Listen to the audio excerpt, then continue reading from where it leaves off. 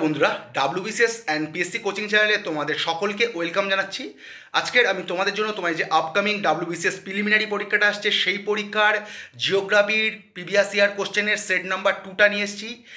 আশা করছি এই জিওগ্রাফির previous year ডাব্লিউবিসিএসের কোশ্চেনগুলো, প্রিলিমিনারি ডাব্লিউবিসিএস কোশ্চেনগুলো তোমাদের রাজ্য সরকার ও কেন্দ্র সরকারের সকল পরীক্ষায় কাজে আসবে। এবং আমার ভিডিওগুলো যদি ভালো লাগে তাহলে ভিডিওগুলোকে লাইক করো, খারাপ লাগলে অবশ্যই ডিসলাইক করো এবং কমেন্ট কিন্তু অবশ্যই করো বন্ধুরা। আর যারা আমার টেলিগ্রাম চ্যানেলটা এখনও জয়েন করোনি তারা অনায়াসেই কিন্তু ইউটিউবে ডেসক্রিপশন বক্সের দেওয়ার লিঙ্ক থেকে কিংবা প্রতিটা ভিডিও শেষে কমেন্ট বক্সে দেওয়ার লিঙ্ক থেকে কিন্তু অনায়াসে ইউটিউবে টেলিগ্রাম চ্যানেলটা জয়েন হয়ে যাও। ওখানে কিন্তু আমি যে ইউটিউবে ভিডিওগুলো ছাড়ি এই ভিডিওগুলোর ফ্রি পিডিএফ আমি টেলিগ্রাম চ্যানেলে আপলোড করব। তোমরা অনায়াসে কিন্তু ওখান থেকে ফ্রি পিডিএফগুলো ডাউনলোড করে নিও, তাতে তোমাদের পড়তে সুবিধা হবে।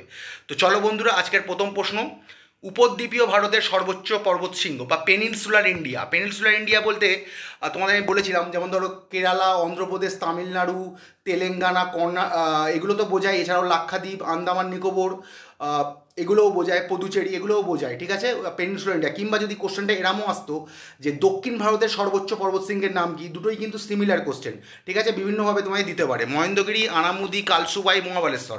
অনেক জায়গায় দেখবে আনাইমুদি আছে, অনেক জায়গায় আছে আনামুদি। সঠিক উত্তর হবে আনাইমুদি। আনামুদি মানে হাতির মাথা আর কি, ঠিক আছে। ওই পর্বতে ওটা আর কি শেপটা এমন হয়, হাতির মাথার মতো দেখতে লাগে বলেই ওটা বলে, ওটাকে আনাইমুদি বলে বা আনামুদি বলে। এটা ওয়েস্টার্ন ঘাট বা পশ্চিম ঘাট পর্বতমালার সর্বোচ্চ শৃঙ্গ।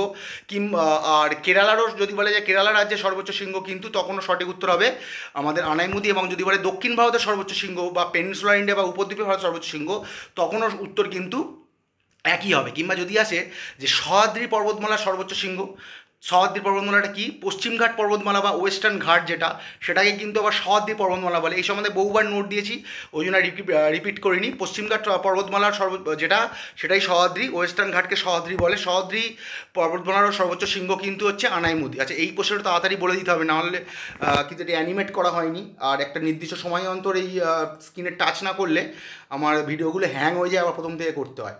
আচ্ছা, ভারতের সর্বোচ্চ মাধ্যাকর্ষণ ড্যাম হলো হীরাকুদ, ভাগড়া, মেট্টুর, মাইথন। সঠিক উত্তর হচ্ছে ভাগড়া, যেটা আমাদের হিমাচল প্রদেশে অবস্থিত এবং কোন নদীর ওপর অবস্থিত, শতদ্র নদীর ওপর অবস্থিত, ঠিক আছে। যদি আসতো যে তোমার ভারতের সর্বোচ্চ বাঁধ, যদি গ্র্যাভিটি ড্যাম বা মেশিনারি বাঁধ ওই আমাদের দেখবে আসে এক ধরনের, মানে বাঁধের আর কি বিভিন্ন বৈশিষ্ট্যের ওপর নির্ধারণ করে বাঁধকে বহু ভাগে ভাগ করা যায়। যদি গ্র্যাভিটি ড্যাম বা মাধ্যাকর্ষণ বাঁধ বলে, ভারতের সর্বোচ্চ মাধ্যাকর্ষণ বাঁধ হচ্ছে ভাগড়া। আর ভারতের যদি সর্বোচ্চ বাঁধ আসতো তাহলে হতো তেহরি, ঠিক আছে। আর হীরাকুদ জানো, যেটা মহানদীর ওপর অবস্থিত, এটা দীর্ঘতম বাঁধ। নিম্নলিখিত নদীগুলির মধ্যে কোনটি অন্তঃবাহিনী নদী বা ইনল্যান্ড রিভার? ডাব্লিউবিসিএস 2003-এর প্রশ্ন। নর্মদা, লুনি, পেন্না, যমুনা। সঠিক উত্তর কিন্তু হবে লুনি নদী, কিন্তু এই চারটের মধ্যে অন্তঃবাহিনী নদী, এবং এটা কিন্তু রাজস্থান ও গুজরাট রাজ্যের মধ্যে বিস্তৃত এবং বেশিরভাগটাই রাজস্থানের মধ্যে আছে। এবং যদি উৎপত্তি কোথা থেকে হয় যে বলা যায়, আরাবল্লী পর্বতমালার পুষ্কর উপত্যকা থেকে কিন্তু এটা উৎপন্ন হয়েছে, এবং এটা কিন্তু কচ্ছের রণে গিয়ে কিন্তু এটা মানে পতিত হয়েছে। চলো পরের প্রশ্ন বন্ধুরা, ফারাক্কা পরিকল্পনার মুখ্য উদ্দেশ্য হলো, ডাব্লিউবিসিএস 2003-এর প্রশ্ন, কলকাতা বন্দরকে রক্ষা করা, বিদ্যুৎ উৎপাদন, বন্যা নিয়ন্ত্রণ, পশ্চিমবঙ্গে আরও বেশি অঞ্চলকে সেচের আয়তায় আনা। সঠিক উত্তর কিন্তু কলকাতা বন্দরকে রক্ষা করা হবে। আশা করি ফারাক্কা ব্যারেজ তোমরা সকলেই দেখেছো, মুর্শিদাবাদ মালদার দুটোর মধ্যেই বিস্তৃতি আছে, ভাগীরথী গঙ্গার ওপর অবস্থিত, জানো। এই সম্বন্ধে ভারত বাংলাদেশের মধ্যেও একটা চুক্তি আছে, এই সম্বন্ধে বহুবার নোট দিয়েছি, ওই জন্য আর দিইনি। আবহাওয়া মণ্ডলের সর্বনিম্ন স্তর হলো ডাব্লিউবিসিএস 2005-এর প্রশ্ন, ট্রোপোস্ফিয়ার, স্ট্র্যাটোস্ফিয়ার, আয়োনোস্ফিয়ার, কোনোটাই নয়। সঠিক উত্তর হবে ট্রোপোস্ফিয়ার। সর্বনিম্ন স্তর ট্রোপোস্ফিয়ার আর সর্বোচ্চ স্তর হচ্ছে আয়োনোস্ফিয়ার, ঠিক আছে। বায়ুমণ্ডলের সর্বোচ্চ স্তর হচ্ছে এক্সোস্ফিয়ার, আর সর্বনিম্ন স্তর হচ্ছে ট্রোপোস্ফিয়ার, আর সর্বোচ্চ স্তর হচ্ছে এক্সোস্ফিয়ার। এছাড়াও অনেক জায়গায় তোমরা দেখতে পাবে যে ম্যাগনেটোস্ফিয়ারকে সর্বোচ্চ স্তর বলছে, কিন্তু ওটা ঠিক, ওটা আবার অনেক ব্যাখ্যা আছে যেটা এখানে দেওয়া সম্ভব নয়। ওটা পৃথিবীর শেষ সীমাকেও, সেটাকেও ম্যাগনেটোস্ফিয়ার বলা হতে পারে, কিন্তু সবসময় এইটাই আসবে পরীক্ষায় যে এক্সোস্ফিয়ারটাই সঠিক উত্তর হবে যদি সর্বোচ্চ স্তর দেওয়া থাকতো। প্রাচীনতম পর্বতমালা আরাবল্লী বিস্তৃত, ডাব্লিউবিসিএস 2003-এর প্রশ্ন। আগ্রা থেকে দিল্লি, উদয়পুর থেকে জয়পুর, রাজস্থান থেকে আগ্রা, রাজস্থান থেকে পাঞ্জাব। এখন এই যে প্রশ্নটা, এর যে সঠিক উত্তর ঠিক মতো ফাইন্ড আউট আমি করতে পারিনি, তোমরা যদি চাও করো, তবে আমার মত অনুযায়ী কিন্তু এটা সঠিক উত্তর হবে উদয়পুর থেকে জয়পুর, ঠিক আছে। কারণ বলছি দেখো, প্রাচীনতম পর্বতমালা যে আরাবল্লী, যে আমাদের প্রাচীনতম ভঙ্গিল পর্বত ভারত তথা বিশ্বের, এটা কিন্তু 4টে রাজ্যের মধ্যে বিস্তৃতি আছে, মানে একটা কেন্দ্রশাসিত অঞ্চল, বাকি 3টে অঙ্গরাজ্য, দিল্লি, হরিয়ানা, রাজস্থান ও গুজরাটের মধ্যে বিস্তৃতি, ঠিক আছে। এইবার এই যে দেখছো এখানকার অপশান অনুযায়ী রাজস্থান থেকে আগ্রা যদি হয় তাহলে কিন্তু হচ্ছে না, কারণ আগ্রা উত্তরপ্রদেশে হয়ে যাচ্ছে, আবার পাঞ্জাব একটা অন্য রাজ্য হয়ে যাচ্ছে, তাই জন্য এখানকার যে অপশান অনুযায়ী হয়তো হতে পারতো সঠিক উত্তর উদয়পুর থেকে জয়পুর, কারণ উদয়পুর অপশান অনুযায়ী ওটাই সঠিক উত্তর। উদয়পুর থেকে উদয়পুর জয়পুর দুটোই রাজস্থানেরই জেলা দুটো, সেই জন্য এখানকার যেহেতু আরাবল্লী রাজস্থানেও বিস্তৃত আছে সিংহভাগটাই, সেই জন্য এটা সঠিক উত্তর হতে পারতো, কিন্তু আমি দিইনি। আচ্ছা, এই সম্বন্ধে অন্য অন্য জেনে নাও যদি যেগুলো আসতে পারে। যে প্রাচীনতম পর্বতমালা আরাবল্লী, এর যে সর্বোচ্চ শৃঙ্গ গুরু শিখর, যেটা কোথায় অবস্থিত? মাউন্ট আবুতে অবস্থিত, মানে রাজস্থানের মাউন্ট আবুতে অবস্থিত গুরু শিখর কিন্তু আরাবল্লী পর্বতমালার সর্বোচ্চ শৃঙ্গ, এবং এটা কিন্তু আমাদের ভারতের তথা বিশ্বের প্রাচীনতম ভঙ্গিল পর্বত। দার্জিলিংয়ের নিকটে অবস্থিত পৃথিবীর সর্বোচ্চ রেলওয়ে স্টেশন ঘুমের উচ্চতা, WBCS 2003-এর প্রশ্ন, এটা WBCS 2005-এর নয় বন্ধুরা, আগেরগুলো ঠিক লিখেছি কি? হ্যাঁ ঠিক লিখেছি, এটা WBCS 2003-এরই প্রশ্ন। বা 2247 মিটার, 3000 মিটার, 7848 মিটার, 2000 মিটার। সঠিক উত্তর মানে আমি যা বই ঘেঁটে দেখেছি 2258 মিটার, ঠিক আছে। আজ ফুটে দিলে 7407 ফুট, কিন্তু এখানকার যে অপশানগুলো দেখছো যদি এরম দিয়ে দেয়, যেহেতু 2447 মিটারটা 2458 মিটারের কাছাকাছি আছে, তাহলে ওইটা সঠিক উত্তর দেওয়া যেতে পারে। তবে আমার মতে কিন্তু সঠিক উত্তর হবে 2258 মিটার, যদি ফুটে আসতো 7407 মিটার, সরি 7407 ফুট। উপদ্বীপীয় ভারতের বৃহত্তম নদী গোদাবরীর দৈর্ঘ্য হল 1465, 1200, 1290, 1000। সঠিক উত্তর হবে কিন্তু 1465 কিলোমিটার। উপদ্বীপীয় ভারতের যে আমাদের যে বৃহত্তম নদী সেটা হচ্ছে গোদাবরী হবে, ঠিক আছে। আর এটা দক্ষিণ ভারতের কিন্তু দীর্ঘতম নদী, এবং দক্ষিণ ভারতের গঙ্গাও বলা হয়, আর অনেকে জায়গায় মানে এইটা কাবেরীর মধ্যে একটা কনফিউশন আছে। যাই হোক, এটা কিন্তু দক্ষিণ ভারতের দীর্ঘতম নদীও যদি কখনো বলা হয়। এই উপদ্বীপীয় ভারত আর দক্ষিণ ভারত ব্যাপারটা আর কি একই, পেনিনসুলার ইন্ডিয়া, সাউথ ইন্ডিয়া, মানে একটু আলাদা আছে যদিও, তবু তোমরা সবসময় জানবে যে পেনিনসুলার ইন্ডিয়া যখনই পড়ছো আর দক্ষিণ ভারত ওটার সঙ্গে রিলেট করে নেবে। নর্মদা নদী অমরকণ্টক মালভূমির যে পর্বত হইতে উৎপন্ন, তা হইল মহাদেব, মহাকাল, নীলগিরি, পালনি। নর্মদা নদী কিন্তু এইখানকার অপশান অনুযায়ী সঠিক উত্তর হবে মহাকাল। মানে নর্মদা নদী কিন্তু আমাদের যে অমরকণ্টক মালভূমির যে পর্বত হইতে উৎপন্ন বলছে, এখানে কিন্তু মহাকাল, কিন্তু ওটা অ্যাকচুয়ালি হবে মৈকাল রেঞ্জ, ঠিক আছে। ওটা কিন্তু অ্যাকচুয়ালি হওয়া উচিত ছিল মৈকাল রেঞ্জ, যেটা আমি দেবে তোমরা দিও মৈকাল পর্বতমালা, মানে যেটা মৈকাল যে মাউন্টেন রেঞ্জ, এটা ছত্তিশগড় মধ্যপ্রদেশের মধ্যে বিস্তৃতি আছে।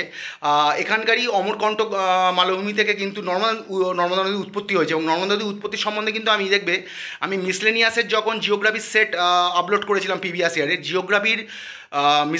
জিওগ্রাফির প্রিভিয়াস ইয়ারের প্রথম সেটটাতেই প্রথম কোশ্চেনটাই কিন্তু নর্মদা নদী সম্বন্ধে কিন্তু ভালোভাবে ডিটেলে দেওয়া হয়, চাইলে তোমরা দেখে নিতে পারো। এবং এই সম্বন্ধে আরেকটু বলে রাখি যে অনেক সময় কিন্তু এরমও প্রশ্ন আসে যে দেখো নর্মদা নদী আবার বলে যে সাতপুরার উত্তর পূর্ব প্রান্ত থেকে কোন নদী উৎপন্ন হয়েছে, মানে এটা আবার সাতপুরার পর্বতের থেকেও এর উৎপত্তিটা কিন্তু এর সঙ্গে রিলেট করছে। যদি কখন দেখো যে কোন নদী সাতপুরার উত্তর পূর্ব প্রান্ত থেকে উৎপন্ন হয়েছে, তখনও সঠিক উত্তর হবে নর্মদা নদী। সাতপুরার উত্তর পূর্ব প্রান্ত থেকেও কিন্তু নর্মদা নদী উৎপন্ন হয়েছে, ঠিক আছে। আয়তন অনুসারে পৃথিবীর মধ্যে ভারতের স্থান, WBCS 2003-এর প্রশ্ন, দ্বিতীয়, চতুর্থ, পঞ্চম, সপ্তম। সপ্তম হবে সঠিক উত্তর, সঠিক উত্তর হবে সপ্তম। আচ্ছা, এই 10টা আয়তন অনুযায়ী 10টা যে পৃথিবীর দেশ আমি দিয়ে দিয়েছি। প্রথম হচ্ছে সবথেকে বড় দেশ হচ্ছে আয়তন অনুযায়ী রাশিয়া, তারপর কানাডা, তারপর চীন, তারপর USA, তারপর ব্রাজিল, তারপর অস্ট্রেলিয়া, তারপর ভারত, তারপর আর্জেন্টিনা, তারপর কাজাখস্তান, আলজেরিয়া। এই কাজাখস্তান বানানটা যদ্দূর সময় ভুল হয়েছে, ওটা কাজাখস্তান হবে, হতে পারে বানানটা ভুল হয়েছে, তোমরা একটু চেক করে নিও। নিম্নলিখিত নদীগুলির মধ্যে কোনটি পশ্চিমে প্রবাহিত নদী? গোদাবরী, 2003-এরই প্রশ্ন WBCS-এর প্রিলিমিনারি। গোদাবরী, নর্মদা, মহানদী, কৃষ্ণা। সঠিক উত্তর হচ্ছে নর্মদা। দেখবে এটা আসে না যে অনেক সময় যে longest west flowing river of India, ঠিক আছে, which river is the longest west flowing river of India, তখন সঠিক উত্তর তোমরা জানো যে নর্মদা হয়। তাহলে অবভিয়াসলি নর্মদা কিন্তু একটা পশ্চিম প্রবাহিত নদী বা পশ্চিম বাহিনী নদী। ওটা দিয়ে দিয়েছি দেখো নোটটা, ভারতের দীর্ঘতম পশ্চিম প্রবাহিত নদী বা পশ্চিম বাহিনী নদী হচ্ছে নর্মদা। এবারে নর্মদার কিন্তু উৎপত্তি সম্বন্ধে কিন্তু আগে অনেকবার দিয়েছি, এই একটু আগেই বললাম তোমাদের এই অমরকণ্টক বা মৈকাল রেঞ্জ বা সাতপুরা যে উত্তর পূর্ব প্রান্ত থেকে, ওই আগেও কিন্তু দিয়েছি বলে এগুলো আর দিইনি। ভারতের উপকূল রেখার দৈর্ঘ্য হলো, এই চারটে যে অপশানে দেখছো এগুলো কোনোটাই আমার ঠিক লাগেনি। তাই জন্য আমি সঠিক উত্তরটা হবে আমাদের যে ভারতের উপকূল রেখার লেন্থ অফ কোস্ট লাইন, এটা হবে 7516.6 কিলোমিটার। তোমরা চেক করে নিতে পারো। চারটে অপশানেই কিন্তু আমার ঠিক লাগেনি। পশ্চিম রাজস্থানের শুষ্ক অঞ্চলে বৃষ্টিপাতের পরিমাণ ড্যাশের কম। ডাব্লিউবিসিএস 2003-এর প্রশ্ন। 20 সেন্টিমিটার, 60 সেন্টিমিটার, 40 সেন্টিমিটার, 10 সেন্টিমিটার। পশ্চিম রাজস্থানে কিন্তু যেসব জায়গাগুলো আছে ওখানে খুবই বৃষ্টিপাতের পরিমাণ কম। এবার এখানকার অপশান অনুযায়ী 20 সেন্টিমিটার ঠিক আছে, কিন্তু আমি চেক করে দেখলাম সেখানে কিন্তু মোটামুটি ওখানে অ্যাভারেজ যে যে রাজস্থান মানে ওয়েস্টার্ন পার্ট অফ রাজস্থানে কিন্তু যে বৃষ্টিপাত হয় অ্যাভারেজ 35 সেন্টিমিটার। তোমরা 35 সেন্টিমিটারটাও মনে রাখতে পারো, কারণ এটা অনেক দিন আগের প্রশ্ন, 2003-এর প্রশ্ন, বুঝতেই পারছো। এখন কিন্তু এটা 2025 সাল, অনেক কিছু ক্লাইমেট চেঞ্জ হয়ে গেছে। তা 35 সেন্টিমিটার কিন্তু অ্যাভারেজ রেনফল, আমি যা চেক করেছি, তোমরা চাইলেও চেক করে নিতে পারো। কিন্তু খুবই মানে ড্রাইয়েস্ট পার্ট অফ ইন্ডিয়া বলতে পারো যে রাজস্থানের যে পশ্চিম অংশটা। নিম্নলিখিত কোন অঞ্চলকে মরুস্থলী বলা হয়? ডাব্লিউবিসিএস 2003-এর প্রশ্ন। মেঘালয় মালভূমি, থর মালভূমি, ডেকান ট্র্যাপ, কর্ণাটক মালভূমি। সঠিক উত্তর হবে থর মালভূমিকে কিন্তু মরুস্থলী বলা হয়। নিম্নলিখিত শিল্পনগরীর মধ্যে কোনটিকে ভারতের রুর বলা হয়? অপশনালগুলো বলছি না, সঠিক উত্তর হবে দুর্গাপুর। জানো ভারতের রুর বলা হয় দুর্গাপুরকে। আন্দামান নিকোবর দ্বীপপুঞ্জকে পৃথক করেছে ডাব্লিউবিসিএস 2003-এর প্রশ্ন। 10 ডিগ্রি চ্যানেল, ডানকাল প্রণালী, কোকো চ্যানেল, কার্ন নিকোবর। সঠিক উত্তর হচ্ছে 10 ডিগ্রি চ্যানেল কিন্তু আমাদের আন্দামান ও নিকোবর দ্বীপপুঞ্জকে পৃথক করেছে। সোজা প্রশ্ন, 2022-এর ডাব্লিউবিসিএস প্রিলিতেও এসেছিল। আর দক্ষিণ আন্দামান ও ক্ষুদ্র আন্দামান মানে সাউথ আন্দামান আর লিটিল আন্দামানকে সেপারেট করেছে কে? ডানকান প্রণালী। খুবই গুরুত্বপূর্ণ, এটা কিন্তু অনেক সময় গুলিয়ে যায়।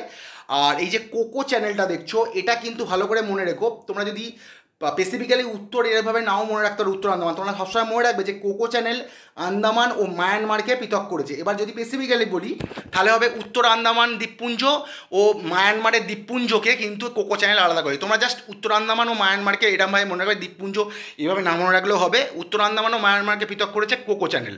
আর 10 ডিগ্রি চ্যানেল আন্দামান নিকোবর, আর ডানকান প্রণালী দক্ষিণ আন্দামান, ক্ষুদ্র আন্দামান। পশ্চিমবঙ্গের জনসংখ্যার ঘনত্ব কত? মানে পপুলেশন ডেন্সিটিটা জানতে চেয়েছে, আমি বর্তমান হিসাবে দিয়ে দিয়েছি, কারণ 2003-এ এটা পুরো অন্যরকম ছিল।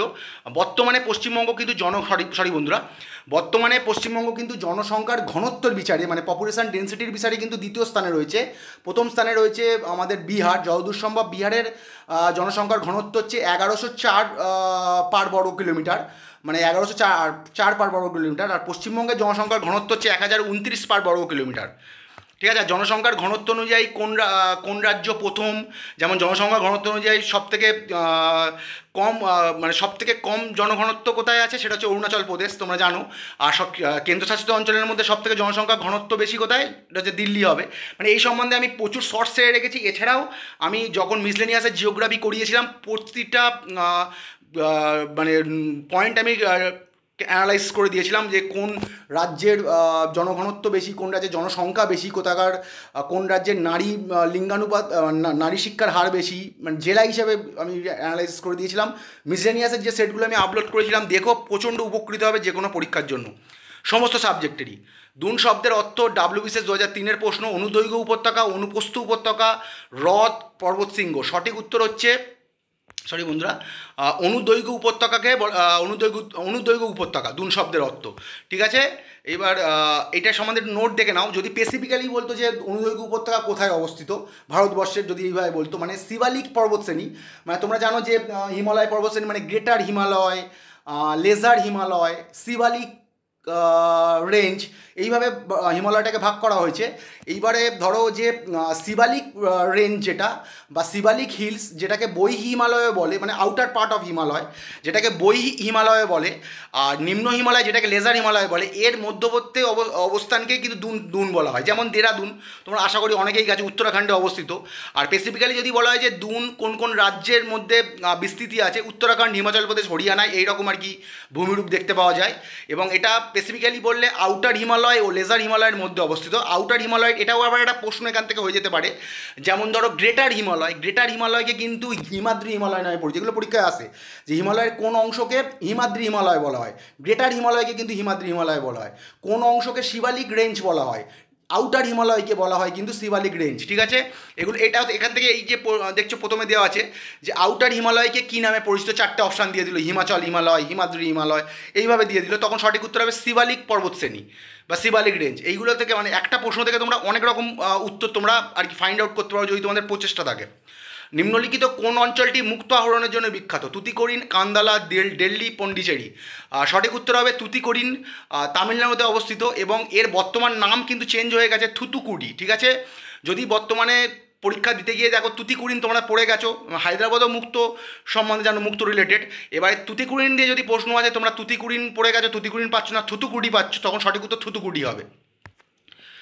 লাক্ষাদ্বীপ দ্বীপপুঞ্জ হলো, মানে লাক্ষাদ্বীপ তো একটা আইল্যান্ড, ওর যে দ্বীপপুঞ্জর যে বৈশিষ্ট্যটা জানতে চাইছে WBCS 2003-এর প্রশ্ন। প্রবাল দ্বীপ, সামুদ্রিক দ্বীপ, আগ্নেয় দ্বীপ, সামুদ্রিক শৈলশিরার উন্নত অংশ। সঠিক হচ্ছে প্রবাল দ্বীপ, মানে কোরাল আইল্যান্ড। মানে লাক্ষাদ্বীপ কিন্তু মালদ্বীপ এইগুলো সবই কোরাল আইল্যান্ড।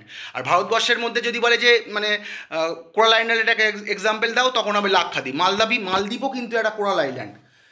নিম্নলিখিত শক্তিগুলির মধ্যে কোনটির উৎপাদনে জয়সালমীর ও যোধপুর উপযুক্ত স্থান? WBCS 2003-এর প্রশ্ন। জোয়ার হইতে উৎপন্ন শক্তি, বায়ু হইতে উৎপাদিত শক্তি, উৎপাদিত বানানটা ভুল হয়েছে বন্ধুরা, ও হয়ে গেছে, ট হবে, সৌরশক্তি, জলবিদ্যুৎ শক্তি। সঠিক উত্তর হবে সৌরশক্তি, ঠিক আছে।